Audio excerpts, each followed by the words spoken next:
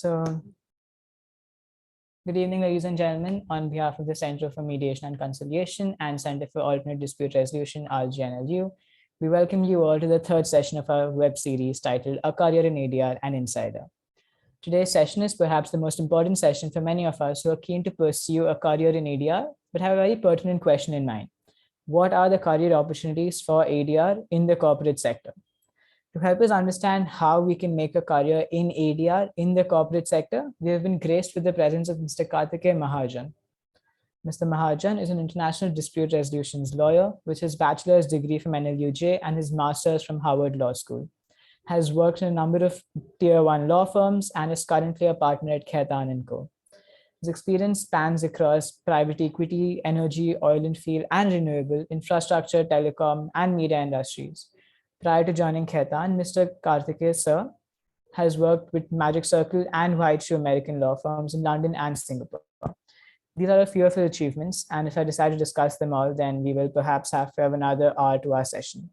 Hence, without wasting any more time, let's begin our session. Is Dhanya here? Dhanya, if you could start the questions, please. Yes, thank you so much. Mr. Mahajan, we've seen the news updates and sites every law student follows, and we've seen webinars titled, "What if you had the opportunity?" So how would you answer that question? What would Mr. Karthikeya Mahajan do if he had the opportunity to? Hi, everyone. Thanks for having me over. Just to be clear, what do I have the opportunity for what? What are we talking about? Anything like right now where you are at, if you were not doing that, then what alternate career would you be pursuing currently? I think a traveler, just traveling the world. Honestly, I don't think I need anything else. That's the only thing I see as a stress buster, as my time to decompress. That's when I'm traveling and exploring different things. I like spending a lot of time in one place, getting to know the culture, getting enmeshed with the vibe of the place, and just figuring out how the locals live in a particular area. So I try and travel to different places. There was a time when I just used to travel to urban cities and I got tired of it very quickly. And now I just like to have different experiences in life. And if I'm not a lawyer and if you don't have to do arbitration, I think I'll just love to be on the road or on a ship or just on a flight all the time.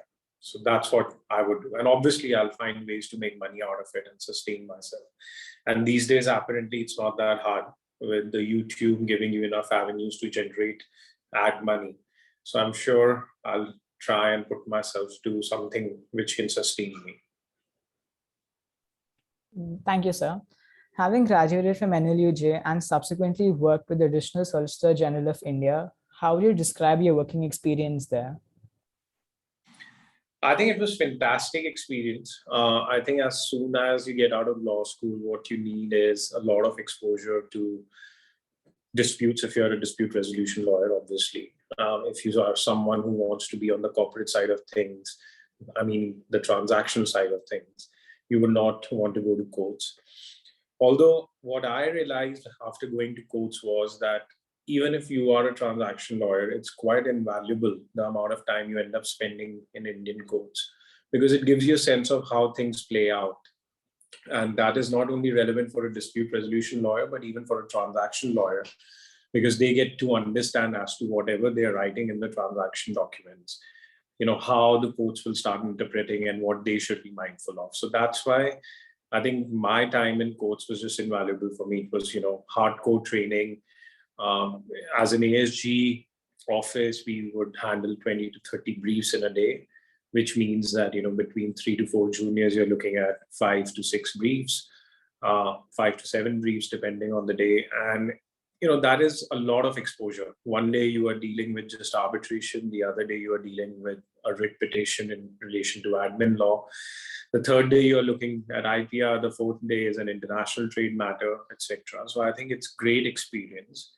And that, I think, still holds me in good stead, because while any one of us who ends up doing like a 5-year course, you end up looking at 40 to 50 law subjects. All of that is still theory. how that theory gets tested is by doing matters in different streams. And that actually holds you in very good stead. And that has always helped me. Like today, when I look at issues, I still go back to my early days and I try and revisit as to how I approach these issues. And a lot of the fundamentals remain the same, right? You do a couple of IPR matters, the fundamentals will remain the same. Same thing happens in trade matters. So since I got all that training, I got all that exposure early on in my life, today I'm able to channel through a number of laws to find solutions, which is quite exciting. So, since getting the opportunity to work in such a prestigious office while applying as a fresher is extremely rare, how would you suggest a beginner start off in the field of ADR? So while I was with the ASG's office, my ADR exposure at that time was fairly limited because you are obviously in courts and doing a lot of court-related work.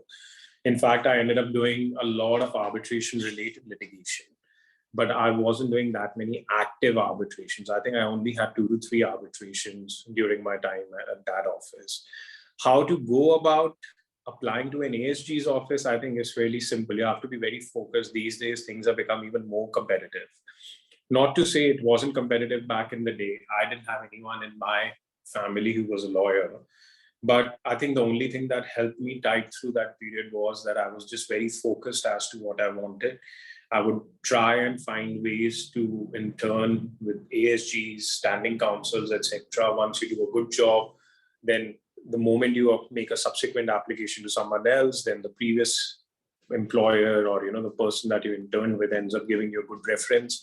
So wherever you apply subsequently, it's a knock-on effect. So you'll keep on getting good references. So I think that kind of helped me. When you put in the hard yards, then people remember it.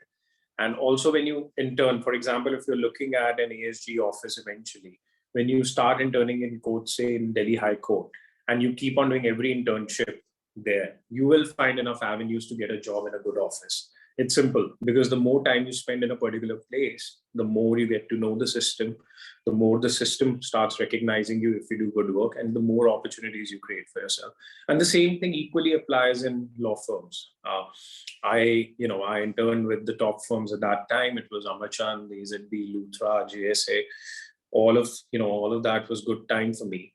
I got callbacks, I got a PTO, etc. at that time. And I think what stood out was, again, just doing good quality work repeatedly and getting those references. The moment you start getting references of people that you work with, I think that goes a long way. Thank you, sir. So an earlier speaker shed light on the importance of having a prior work experience before attaining a master's and subsequently going forward to have a successful career in ADR. Are your views the same? Is work experience really that important before applying for a master's? Yeah, see, that question is very person specific. I do not think that you can really put it in a very straitjacket formula. Let's bring it down to basics. Any experience is invaluable experience, right? So if I spent 3 years in India, which I did, and I went for my master's after that, I started seeing things very differently. Because I was aware of the Indian system, then I could bring in that knowledge when I started working for foreign law firms whenever we had an Indian matter. So in that sense, it turned out to be invaluable. But if my aim is to never work for an Indian firm or to never come back to India, then why even spend that time in an Indian system, right? So then you rather go and apply for a training contract or you apply for a master's immediately after your law school and then just go and pick up the job that you get after that. Because honestly speaking, then you're wasting time. If you're very clear about not working in India, if India is not going to be a long run, then you'd rather be out instead of spending your valuable years in India.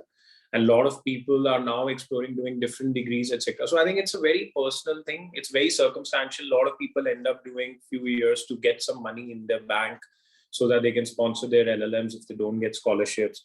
A lot of people do it for the experience factor because while they are indecisive about India, they want to give it a try.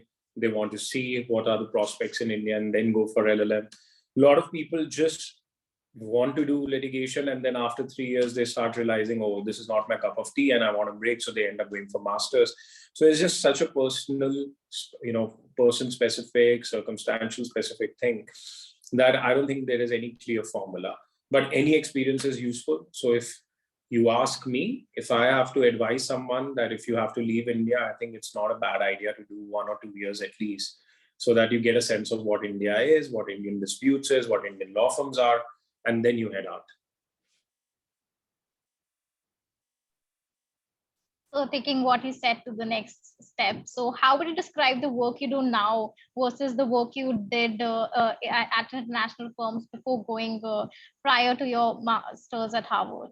So what's the difference? What are the major difference in the work patterns here and there?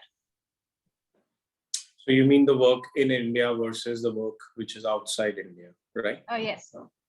Yeah, I think there is a huge difference. I think the work outside India is very detail oriented. You have to really start thinking of cases as if, that's the only thing you are doing. In India, we end up doing a lot of volume related work in which at some point of time, you're doing 10 things. In situations which are outside India, people end up doing 3 things. And that means that there is so much more time that you give to a case. You end up putting in so much of effort while drafting something. In India, I think drafting is something which is quite loosely paid attention to. I see that, I used to be one of those who was in law school who started picking up flowery drafting, as the Indians usually draft. And honestly, I think that's the worst thing that can happen. I think in India, the culture is to be very subservient and give so much of importance to the other person, whereas people outside India are very direct and very practical in their writing, and that's something for people to pick up. I still see it. I still see it enough. I mean, the court pleadings are quite bad. I don't know who makes what sense of it, but it's such a bad piece of drafting because everything is vehemently denied and entirely baseless and completely misconceived. I mean, all of these are just superfluous things, but people just keep on writing it again and again and again. None of it really makes or breaks a brief, right? No judge also cares about it. But it's just the way people are trained. So I think there is a huge difference in training. There's a huge difference in terms of approaching your case. The other thing that I have realized is that people in Indian litigation end up looking at shortcuts, alternatives. People outside don't look at shortcuts. They try and ensure that they put in 200% in their case. They'll go through each and every argument, they'll go through each and every case to figure out what the research proposition should be. In India, I think there are a lot of shortcut ways of doing it. So I think it's also an issue of the system. The system is designed in a fashion in which you have to deal with volume because the clients are not high paying. So you end up wanting to do volume work. You'll have cases that you cannot say no to. So you have to appear 6 times in a day. So that's the challenge. And obviously, if the volume of work reduces, then your quality will also improve. You will have more time to think about your cases.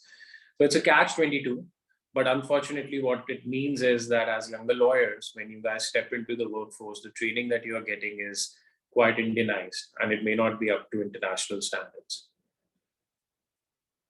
All right, that's very interesting. So you've worked with the Additional Solicitor General, and you're now working as a partner at Khaitan. So how different are the matters at a law firm when you compare it with the office of an Additional Solicitor General? See, the matters can be quite similar depending on how you want to build your practice. I think my practice is very international oriented. I'm sitting in Singapore while I'm part of an Indian firm, but my practice is as international as it used to be. I'm still doing foreign law disputes. I'm still doing cross-border litigation. I'm still doing my own advocacy in arbitration. So none of it has changed for me. But whether that same thing applies to a lot of people who are partners in other law firms in India, I think the answer is no, because this is still quite a unique thing. It's the first time an Indian law firm has gone outside India and has been serious about setting up offices. We have a full-fledged execution office in Khaitan, Singapore. Don't think any other law firm has done it until now. So we are also being ahead of the curve in terms of doing something new. A lot of people in India, when it comes to disputes, they end up having very specialized practices. Some people in law firms are just specializing in electricity laws or related disputes, going before APTEL and CERCs. Some people are just looking at aviation now. Some people are just looking at criminal law. So in that sense, you can have, different practice areas. So the way I will say it is that in a law firm, you end up getting very specialized. In a litigation court scenario, you end up still remaining very generic. So whether be it an ASG or whether you're doing something else, you will never say no to briefs when you're a litigator, as a result of which you will always have a broader practice. And that's not to say that you cannot carve the same thing out in a law firm, but the client pressures and demands are such that you will end up channeling into something which is very specific. Understandable. Now, sir, could you tell us what ADR is in the corporate sector? I'm sure most of us are aware what is ADR and what is the corporate sector, but if you could just shed light on how ADR in the corporate sector works. Yeah, I mean, see, ADR in the corporate sector is no different from ADR in the non-corporate sector. Essentially, ADR, you're looking at resolving disputes outside courts. That's the basic form of definition of ADR. That can be by way of arbitration, something which I specialize in. That can be by way of mediation, which is increasingly becoming popular, negotiation. You can also have expert determination. Unfortunately, there is no direct enforcement of expert determination in India, which is quite different from UK, Singapore, in which the experts end up adjudicating construction disputes, real estate disputes, and that word is final. And you can just apply to court to enforce it. Whereas what you have to do in India is you get an expert to give a order, and then you have to go and litigate or arbitrate to get a final judgment or an award from the expert. So it's not as effective. Although in some circumstances, in some industries like construction, you may still want to get an expert determination done because it requires the technical knowledge. So that's one. I'll just get back to negotiation, mediation, and arbitration. I think you have to see all of these hand in hand, because these days, commercially, you are seeing multi-tier clauses in which the first step is negotiation. If that negotiation fails, then you go before a third-party mediator. Then the third step would be arbitration and mediation fails, which is binding. And then when arbitration comes out, you look at litigation. So effectively, ADR ends up doing all aspects of dispute resolution in one form or the other these days, because the contracts are becoming complex. What they require is, a more channeled, stepwise approach. And that's what ADR is. In India, mediation agreements are not directly enforceable, like the Singapore Mediation Act, whereas we have a bill in the parliament which is trying to make it as enforceable as, say, an arbitral award is, such that you can take it and enforce it anywhere in the world, thanks to the Singapore Convention. So I think, mediation is going to become more and more popular. When you speak to in-house people, they like mediation and negotiation much more than arbitration, because they don't want to enter into a formal dispute. So as a result, if you are their lawyer, you need to put these options on the table and tell them how to go about it. That's a very big part of the game. As a result, you have to be adept in doing all of these things. If you are not, I think these days it's becoming increasingly difficult to be a successful dispute resolution lawyer. All right. Thank you, sir. Sir, to the next question, is the key to a successful practice in ADR being a jack of all trades and a king of none, or is it the other way around? And how do we find a balance while building ourselves as a practitioner in the corporate side of ADR?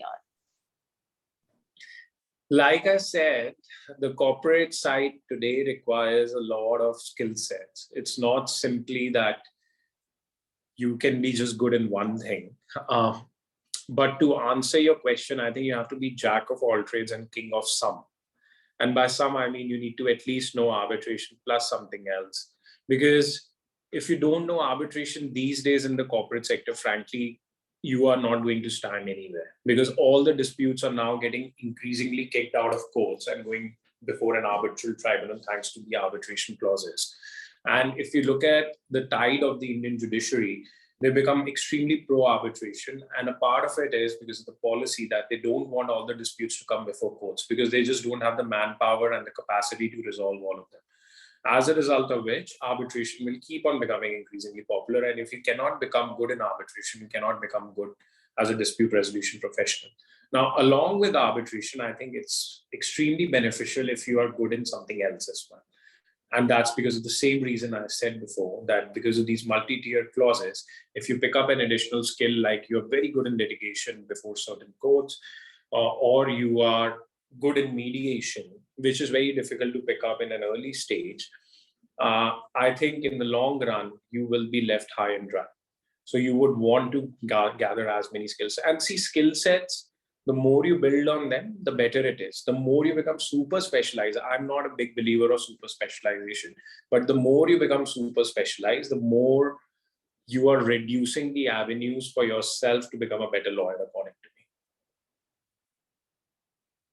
That's just me, because when I say that, because, excuse me, I say that because the clients, clients always want the lawyer to handhold their things whenever they get into trouble. Like today in the morning, I was on a call because one of my clients is facing some criminal charges. Now, had I not done litigation, I don't think I would have been equipped to sit on that call and advise the client as to how to go about questioning from a police officer, etc. Right? So in these circumstances, the client also feels that I have a more versatile skill set and I can advise them in multiple situations. So that's why I'll always be their first port of call. And that's what you want to be. You want to be the first port of call for your client. And if you cannot be, then you will never get the clients. Thank you, sir. Sir, we all know that there are comforts of having a corporate job and there are demerits to the same as well. My question to you would be, having experienced the good side and the bad side of both working with the additional solicitor general and having an impressive career in the corporate sector, what made you choose the grounds that you are on right now? Moreover, how should one overcome the dilemma of choosing corporate side while having interests in dispute resolution? See, the reason why I prefer a firm practice is because of arbitration, because I like arbitration as a subject. I'm an international arbitration lawyer, and I don't want to restrict myself only to doing India-based arbitrations. And if you're looking at that kind of work, you will never ever be able to get it when you are an independent lawyer. It's simple. The work of the companies comes to law firms as a first step. And if you're not part of law firm, getting international arbitration work on your own and running is very difficult, because an arbitration involves very complex facts. You have to, make very lengthy pleadings. It's a very time intensive job. And you cannot do it by yourself. You need a team. You need 5 to 6 people, sometimes depending on the complexity of the case. For a particular case. As a result, you can never do it in an independent setup. Like if you're used to seeing independent people run chambers of 3 to 4. If you get 1 or 2 complex arbitrations and the entire chamber is busy in that, that means they can't take up any other work. So in a way, that's not even great for the chamber, right? Because you're not getting that much exposure to different things.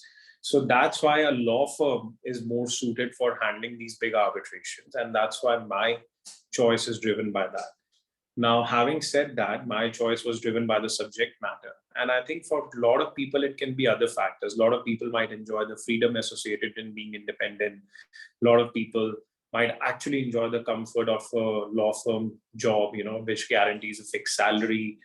A lot of people may actually just enjoy working in a law firm because you end up only dealing with complex things and not simple things. Whereas as an independent practice, you end up dealing with a lot of mundane stuff as well, like trademark registration or something like that, right? I mean, that's not like rocket science.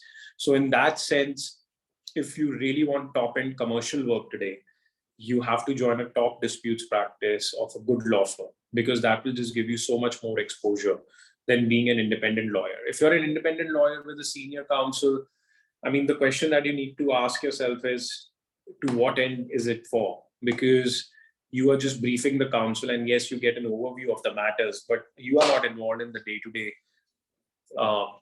matter management of it. You're not involved in strategy of it. It's always the law firms, and they just get the senior counsels on board to go and do the arguing. So it's a very different skill set. It's a very different interest if you want to pursue. But for my subject that I'm very passionate about, I think a law firm is the right way to go. That was very insightful. Thank you, sir. So how should one navigate if they are made for corporate practice, but more importantly, how should one assess whether corporate practice is made for them, if they're suitable for corporate practice? I think the benefit is that you guys get so much of internships. You should obviously try and see internships. And more than that, you should try and work after law school in a corporate practice to assess whether it is the right thing or not. Because while you may like or dislike something as an intern, you may have a completely opposite picture when you start working. So when I was in law school, I wanted to be a transactional lawyer, and I was very good in transactional law. I used to like the SEBI regulations or the FEMA regulations, and I used to enjoy reading about different aspects of Companies Act. But when I started working, I mean, I really enjoy litigation. I didn't want to be a transaction lawyer ever again. So I think it's so much about experiences, and I'm a big believer in that. You should experience it, see how you like it. If you like it, you continue with it. If you don't like it, you move on to something new. Thank you, sir. Sir, having the ideal situation that you just described of knowing that we're suitable for it and the job is suitable for us, how should one plan their next move? What makes us stand out from the other advocates who've been practicing for more years than we have lived in the dispute resolution sector? And you are planning this move for what? To get a job or to do something else? To get a job, hopefully, in ADR in the corporate sector. See, the entire market requires younger lawyers because there is a churn in the market. So you will get your opportunity. Everyone gets an opportunity. Now, when that opportunity comes in the form of an internship, again, you put in your 200%, then your work will shine. A lot of Indian law firms, including ours, every year we end up hiring roughly 100 lawyers across board, across all offices. So there's a huge recruitment which happens. So there are huge opportunities.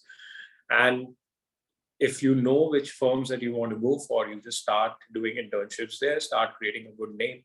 And when people like your work, they will hire you, because every year there is a need for younger lawyers, right? So in that sense, you will get your turn. Now, when you get that turn, just shine. If you can't shine, then it's all on you. Thank you, sir. So on the topic of mapping out a next move, so as a student, after when we've decided which peak we wish to conquer, a very prominent question then would be that what kind of internships are needed to get corporate placements? Basically, you have to go and intern wherever you're looking to get high. That's a simple thing. If it's a Khaitan, then you have to start interning in Khaitan. If it's a Shahidul Amarchan, you have to start interning in Shahidul Amarchan. It's simple. That's how it works. And if you're just looking at these 4 or 5 firms, and you make sure that you have repeated internships in these 4 or 5 firms. The other thing is, internships are also a great way of experiencing different things. Sometimes it's not that great to be pigeonholed about your choice. Like I said, I wanted to be something else, and I ended up being completely different. From being a transaction lawyer, I just ended up being a dispute resolution lawyer. And I think people these days have so many other options that you don't want to close your eyes to them. So while there is merit in doing repeated internships because you are so focused, but if you are uncertain about where you want to be, I think there is a lot of merit in doing other internships. And, frankly, opportunities come up now and then. You don't have to be from a top law school to be in a top law firm. You may not join it immediately after law school, but after a few years, you'll be there because these opportunities come up. And you just have to wait it out. It's simple. So I think first perseverance, and if nothing comes out of perseverance, then patience. These are the 2 attributes that you need to have. Thank you, sir. So how should one's CV look when the question of work experience is raised? And does work experience at chamber weigh more, or does that weigh less than work experience at a law firm? How would you put that? No, not at all. I think it's again horses for courses. You have to decide where you want to be. And if you want to be in a law firm, then obviously more law firm experiences matter. If you want to be in litigation in a chamber, then all of those experiences matter. And in fact, honestly, I think any experience matters, right? A chamber experience is helpful for a law firm if you are joining the dispute side. A chamber experience is also useful if you're joining the corporate side, because I think it's great experience to have. What you have experienced there. You've seen different matters. You've seen the workings of a court. And all of that is handy. You can always add value to any law firm or its team by undergoing certain experience. So I think none of it really is, set in stone, but there is merit in doing something repeatedly and excelling at it. So if it's a law firm, and just doing law firm internships will help that. So just going back to my early point, but having said that, no experience is irrelevant. Something can be more relevant, but no experience is irrelevant. That's very well said. Thank you, sir. So now that you're a partner, what makes or composes the perfect intern for you? Someone who I can give minimum directions and can produce a great quality work product. It's simple. If someone, see, everyone has doubts and they should always ask doubts. But I think what I don't like is that if I'm spending 20 minutes giving instructions, then I don't want another call on those instructions again. So I think when I'm giving instructions, you please write it down. You please make sure that you understand during that call, you ask any questions that you have. Because no one has the time to spend so much with an intern again and again. I can do it once in a day, but if I have to do it repeatedly, then it just becomes less fruitful. The entire idea of getting an intern on board, if I have to spend hours with an intern in a day, just becomes completely redundant in my eyes. So someone who picks up things clearly, someone who has enough awareness to ask the right questions at the right time instead of waiting it for the next day, someone who's responsive. If the deadline is tomorrow and if I get a draft day after, I think that intern is just ruled out in my eyes. Similarly, if someone is proactive, etc., I think that those things end up being very noticeable. And if an intern comes up with an idea about something, I think seniors appreciate that. All right. So this is basically for first generation lawyers. So can being the perfect intern solve the issue of having a lack of influential men and women backing them? So does your work really nullify the absence of the presence of a godfather or godmother in the field? Yeah, and frankly, a godfather and godmother are completely overstated. Honestly speaking, I think that possibly helps you get some briefs in litigation. In a corporate law firm, it doesn't even get you job these days. Like, I don't want to hire someone who cannot do the job, because that just increases my headache. And I would rather not have someone like that, because it just definitely takes away more time. And I think that's a feeling which gets echoed by all my mates who are partners in different firms. Like, no one wants to hire people who come with some sort of a reference. In fact, it's a red flag for me. I will possibly not even interview that person. So everyone wants merit and merit only.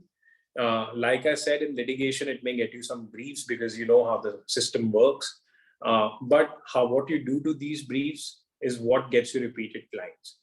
The clients only come to someone who does the work. The clients don't come to someone who just knows someone. That's not how the system works. Yeah, thank you so much, sir. So say we're at a situation in our law school life wherein we've chosen what we have to do next in our final semesters. So what can be done in a situation where the internships which we've done prior to that are not relevant to the subject we want to pursue further? Like, is it really something? No, like I said, it doesn't matter. I think life is a sum of experiences. You should experience whatever you felt like doing at a particular stage. What it will lead to, I think you can't control. Sometimes it leads to something which is completely unexpected and on the upside. So that's why I think you should do what you feel like doing. If something sounds interesting, you should do it. There is merit in perseverance, like I said, in doing something repeatedly. But I mean, if you do end up doing something which is not what is going to be your future, that's fine. It's still experience and it'll still be beneficial in some form or the other. I never thought my BSc LLB honors in the BSc part of it will ever help me, but it does help me today in IPR arbitrations. I'm at a better stance than a lot of people on a case. So, these things are completely unrelated, and you cannot put 2 and 2 to it and see, okay, if I do X, then, I'll get Y result. That doesn't happen. Yes, that is very well put. So, with respect to practice and dispute resolution, is it really something known as being late to the party? Sorry, I didn't get it. Like, what do you mean by that? Yeah, with respect to practice in dispute resolution, is there something known as being late to the party? Like, the time is gone to catch up with the There's stuff which never has late. happened. There's never too late. Honestly, there are so many people who have started doing litigation so late in their lives. They become senior advocates quite early. Some of them are friends now. Some of them are more in the more senior generation. Someone who just retired as a judge. He started off quite late as a litigator. He's now one of the most successful judges of our era. I think it's so much about so many other factors, what your experience has been, how good you are to your clients, how good you are to your briefs. People who are excellent, they just excel. So I don't think it's late to the party. So thank you for that motivation. So the next question is, how is the career in ADR in the corporate sector any different from a regular corp job? Like, could you explain the differences that one hopes to when they're working on ADR in the corporate sector? Yeah, I think for me, the biggest difference is I always wanted to be a disputes lawyer because I like doing my own advocacy. And I think what I do now is the perfect blend because I end up working in a law firm, which has its own advantages. And at the same time, I end up doing my own advocacy in arbitration cases, which gives me the adrenaline rush. And if I don't do that, then I think I will not enjoy being part of a law firm. So I think for me, being part of ADR of a law firm practice, I think that's the crucial bit that I get to be part of advocacy. I don't ever wanted to be a transaction lawyer after I graduated out of law school for this reason only, because I just like the thrill of advocacy. Thank you, sir. So the next question from my side is that, is there any merit in changing jobs frequently, or should one stay put in one place, in one firm? I think both have their own advantages. I have been in the former category in which I have tried to do something new after every 2 years because I just enjoy it. I have always enjoyed the change in life. But I think the other advantage of being in a constant job is you get sometimes promoted easily. You have a much more recognition in the firm. You develop your own comfort factor. Uh, when you adopt the former approach, then you have to be someone like me who doesn't like comfort. Like, I like change. So I want to be out of my comfort zone all the time. Uh, this was something which was instilled in me while I was growing up, that, always get out of your comfort zone. So I try and get out of my comfort zone. But that's not something for everyone. I think there is a lot of merit in being at one place. Sometimes people get promoted to partnership in 8 years. Sometimes you get a lot of access, you build a lot of trust in a law firm, build a lot of trust in a seniors chamber. Because of that reason, you end up going to one court and one court only, you develop face value. So like, there is a lot of merit in being at one place. Plus there is a lot of merit in, changing. So it's horses for courses. Everyone decides their own destiny. I have had so much of experience working in different cities, different countries, different law firms. And I think, it's very difficult to get that sort of experience by just being at one place. Thank you, sir. Sir, if we may ask you, what is next for Mr. Karthik Mahajan? How does one grow after climbing the highest peaks? And most importantly, what are your ways of staying on your toes after having more or less done it all? I have actually done nothing because right now is the beginning of my professional journey when I'm trying to set up Ketan's disputes practice in Singapore. So I think what lies ahead is that in the next few years, you will end up seeing a lot of positive news about Ketan Singapore disputes practice, our international arbitration practice. And that's what we are hoping to build as a unit collectively. So, do watch out. Yeah, we're really looking forward to it. Lastly, sir, what are your tips in growing holistically as a human being along with a lawyer? I think just stay grounded, keep your head down, and be always open to exposure. I think that's the thing. Never be approaching a thing with a closed mind. Always be open to it. Yeah. Yeah, that makes a lot of sense. Thank you, sir. Do we have any All right. questions in the chat box?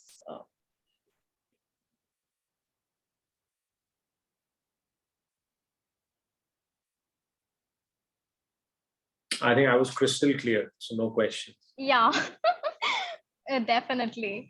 On behalf of the Center for Mediation and Conciliation and the Center for Alternate Dispute Resolution, CADR, RGNUL, the managing crew and the audience, I extend a very hearty vote of thanks to you, sir, for gracing us with your ingenious knowledge and experience. We are very enthralled to be a part of this session, and I wish there were less time constraints in this Q&A session so that it could, go long. And we're very grateful and pleased that you accepted our invitation to conduct this session and coach us on the various facets of ADR, and also give us such a lot of personal experience to work with.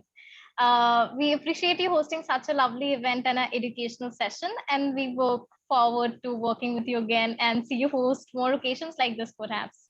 I hope, sir, you had a good time enlightening us with the various practical intricacies one might encounter while delving into ADR in corporate. So I would also like to, having me over. It was great. Frankly, some of your questions helped me reflect on some of the choices I made. So thanks for that sort of internal self in your introspection. So thanks a lot. And yeah, hopefully we'll get to do something else as well in future. So good luck to you guys. Yeah. Thank you so much, sir. Thank you, sir. All right. Bye. Thank you.